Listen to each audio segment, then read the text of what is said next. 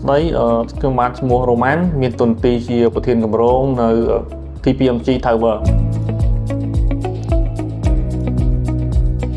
ថ្ងៃនេះខ្ញុំសូមចែករំលែកទាក់ទងជាមួយនឹងតួនាទី PMC នៅក្នុងគម្រោងអន្តរជាតិអញ្ចឹងចំណុចសំខាន់រួមមានទាំងអស់មាន3ទី1ទាក់ទងជាមួយនឹងការអនុឡោមស្របតាមលក្ខខណ្ឌសកលមានន័យថា compliant with the global framework ចឹងនៅក្នុងនោះដែរវាមានចំណុចតូចច្រើនទៀតតែខ្ញុំសូមលើកតែពីរចំណុចធំដែលខ្ញុំលើកឡើងនោះគឺទាក់ទងជាមួយនឹងការគ្រប់គ្រងគុណភាពការធានាគុណភាពត្រូវអនុវត្តតាម ISO មានន័យថាជាទូទៅ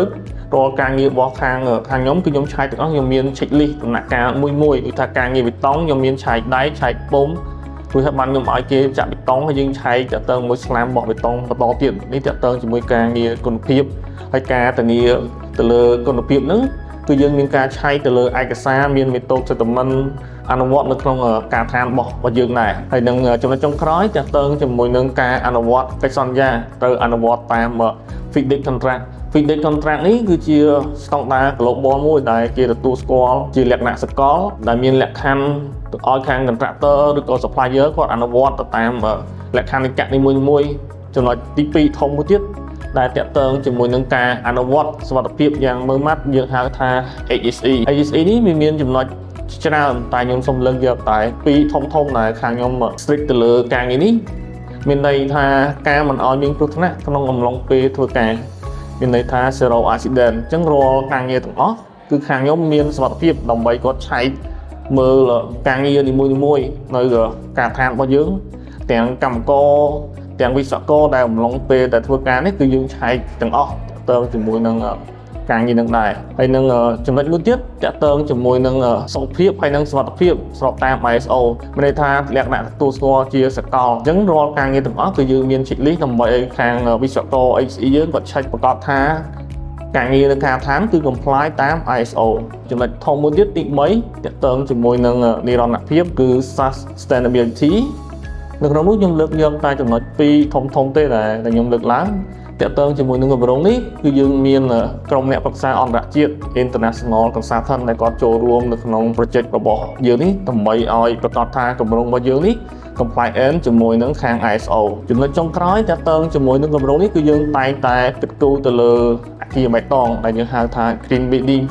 ដើម្បីឲ្យមាន sustainability ទៅថ្ងៃអនាគតផងដែរទន្ទឹមនឹងនោះតាក់ទងជាមួយនឹងការបម្រើបម្រាស់ថាមពលក៏យើងបាន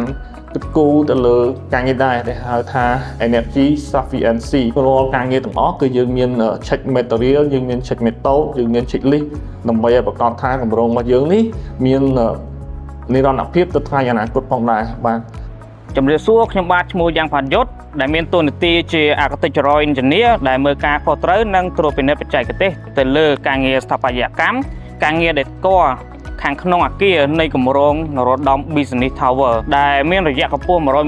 122.35 ម៉ែត្រស្មើនឹង26ជាន់និង basement 4ជាន់ចំពោះគម្រោងអន្តរជាតិនីមួយៗអតិថិជនអន្តរជាតិតែងរំពឹងទុកទៅលើការមានផែនការច្បាស់លាស់គឺការរាយការណ៍ពីហានិភ័យដើម្បីរកវិធីដំណោះស្រាយមុនវារីករាលដាលកាន់តែធំដែលធ្វើឲ្យមានបញ្ហាទៅលើហិរញ្ញវត្ថុនិងពេលវេលាក្នុងការសាងសង់អគាររបស់យើងចំពោះបន្ទាប់ទៀតគឺការគ្រប់គ្រងផ្នែកហិរញ្ញវត្ថុការគ្រប់គ្រងថ្លៃដើមប្រកបដោយវិជ្ជាជីវៈការធ្វើសវនកម្មប្រកបដោយតម្លាភាពនិងការប្រកាន់ខ្ជាប់យ៉ាងតឹងរ៉ឹងចំពោះថវិការបស់គម្រោងម្យ៉ាងវិញទៀតគឺរបាយការណ៍លម្អិតនេះដែរគឺយើងធ្វើជាប្រចាំថ្ងៃប្រចាំសប្តាហ៍ប្រចាំខែដែលមានតារាង Gantt chart ខ្សែកង់ S-curve និងកំណត់ហេតុហានិភ័យជំរាបសួរខ្ញុំបាទឈ្មោះហេឧត្តមវិទូសពថ្ងៃជាស្ថាបត្យករនៅក្រុមហ៊ុន SCC Engineering បច្ចុប្បន្នខ្ញុំបាទមានតួនាទីមើលការខុសត្រូវនិងគ្រប់គ្រងផ្នែកស្ថាបត្យកម្មនៅអគារនរោត្តម Business Tower ដែល function របស់អគារនេះត្រូវបានរចនាឡើងបែងចែកជា2គឺពាក់កណ្ដាលជា commercial building និងពាក់កណ្ដាលទៀតគឺជាសណ្ឋាគារផ្កាយ5 SCC Engineering ក្នុងនាមជា PMC ឬជាអ្នកប្រឹក្សានិងគ្រប់គ្រងគម្រោងពួកយើងមានតួនាទីអ្នកតំណាងឲ្យម្ចាស់គម្រោង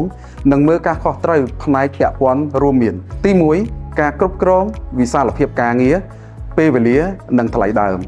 ទី2ការគ្រប់គ្រងគុណភាពនិងធានាឲ្យបាននូវគុណភាព តាមស្តង់ដារ ISO ទី3ការគ្រប់គ្រងអ្នកម៉ៅការនិងអ្នកលក់ផ្សេងៗដើម្បីធានាបាននូវគុណភាពនិងការអនុវត្តតាមលក្ខខណ្ឌបច្ចេកទេសដ៏តឹងរ៉ឹងតាមកិច្ចព្រមព្រៀងរបស់គម្រោងទី4ការសម្របសម្រួលរវាងភាគីពាក់ព័ន្ធអ្នករចនាប្លង់និងអាជ្ញាធររដ្ឋាភិបាលខ្ញុំបាទសូមអរគុណនឹងការជឿទុកចិត្តរបស់អតិថិជននិងម្ចាស់គម្រោងដែលបានប្រើប្រាស់និងជឿជាក់សេវាកម្មក្រុមហ៊ុនរបស់យើងខ្ញុំបាទសង្ឃឹមថាពួកយើងនឹងទទួលបាននៅឱកាសថ្មីៗនិងគម្រោងជាច្រើនទៀតនៅថ្ងៃអនាគតបាទសូមអរគុណ